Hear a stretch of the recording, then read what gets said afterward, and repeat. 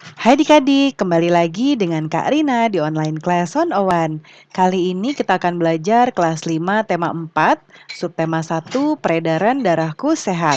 Di pembelajaran 4 ini kita akan belajar bahasa Indonesia, PPKN, dan IPS di halaman 28 sampai dengan 33. Nah, adik-adik, untuk melihat video Karina supaya gambarnya tidak buram ya, bisa ubah dulu setelannya dan diubah kualitasnya menjadi resolusi yang paling bagus ya. Nah, dan juga untuk melihat video pembelajaran lain bisa klik di kanan atas videonya. Nanti akan ada rekomendasi playlist dan juga pembelajaran lain sesuai judul ini ya. Nah, kalau yang lebih lengkap bisa klik di kolom deskripsi seperti ini.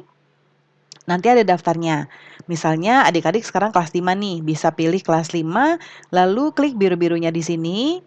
Nanti kita akan masuk ke playlist kelas 5 nih adik-adik, ya. Misalnya adik-adik mau lihat kelas 5 tema 3, bisa klik di sini putar semua.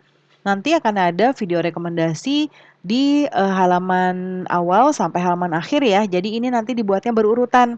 Adik-adik tinggal cari mau lihat subtema berapa, pembelajaran berapa, dan juga di halaman berapa ya.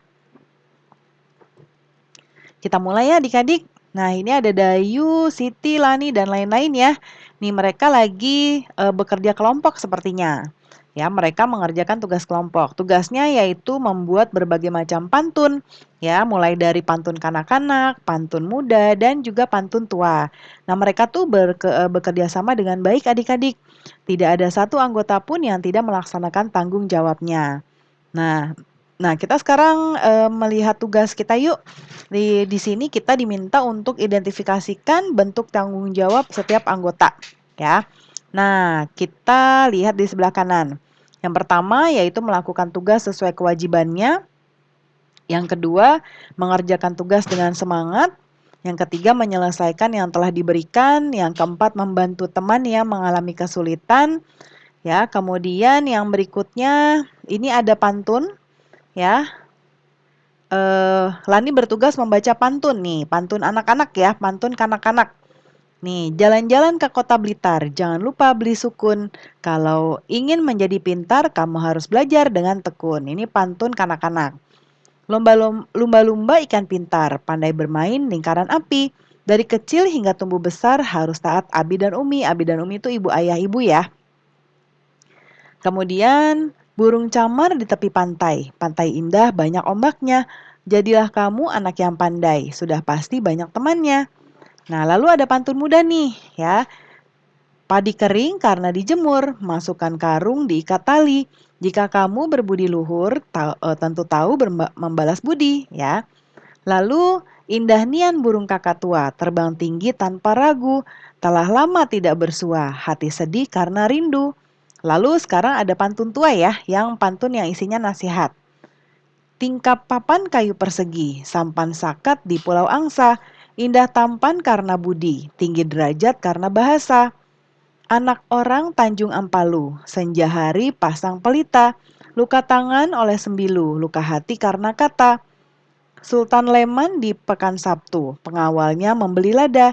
Jangan melawan kepada guru, orang pelawan hatinya buta. Nah itu ya adik-adik ya.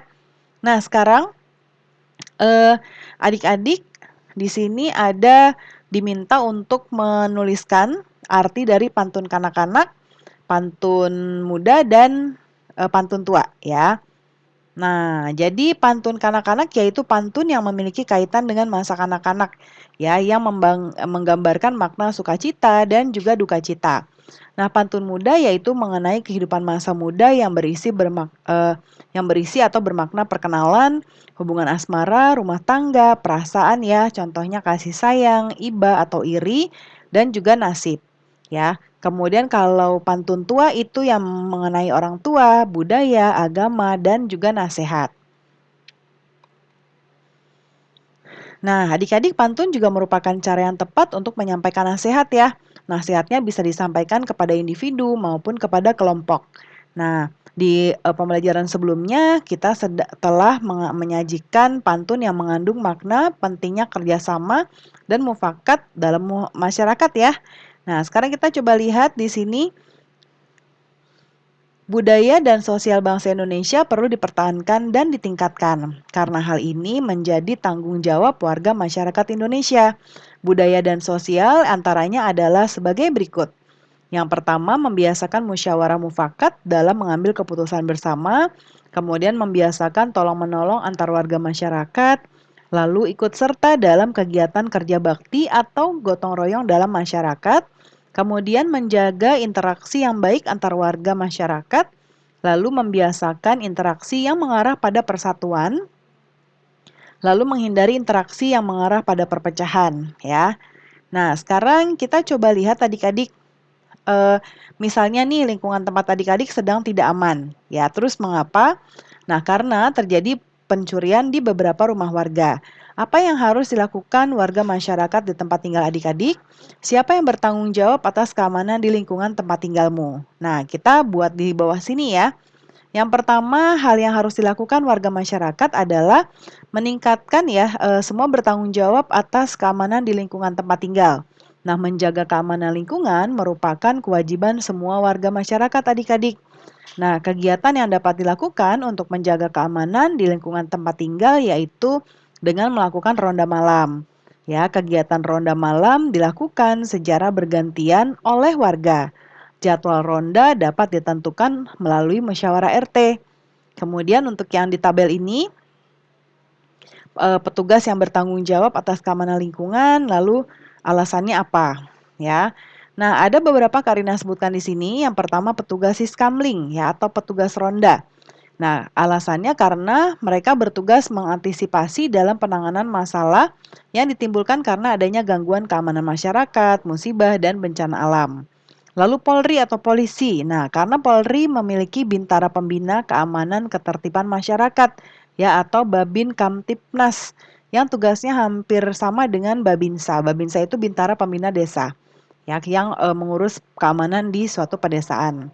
Lalu Satpam Komplek ya, dia juga bertanggung jawab atas keamanan lingkungan karena dia ditugaskan atau kewajibannya menjaga lingkungan di komplek tersebut. Ya, tidak menutup kemungkinan di sekitar areanya juga ya. Nah, sekarang kita lihat di sini ada gambar ya adik-adik. Jadi, di sini Siti dan teman-teman sudah menyelesaikan tugas kelompok nih. Nah, mereka lagi berkeliling ya, bermain sepeda sambil berolahraga. Lalu kemudian ada seorang pengendara motor dan seorang ibu yang membonceng memberhentikan Siti nih.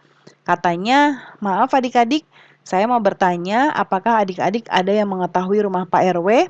Nah, ada yang tanya nih adik-adik ya. Sekarang coba tuliskan adik-adik bagaimana sikap kamu kalau ada seseorang yang menanyakan alamat. Ya, bisa Pak RW atau siapa gitu ya yang ada di tempat adik-adik. Nah, tuliskan di sini. Nah, kalau Kak Rina menjawab dengan ramah dan menunjukkan letak rumah Pak RW. Apabila orang yang bertanya belum paham, kita bisa mengantarnya langsung sampai ke rumah Pak RW ya. Nah, pembelajaran kita sudah selesai ya adik-adik. Terima kasih sudah menonton sampai akhir. Mohon dimaafkan apabila ada kesalahan dalam perkataan maupun dalam materi yang diberikan. Sampai jumpa di pembelajaran berikutnya. Dadah!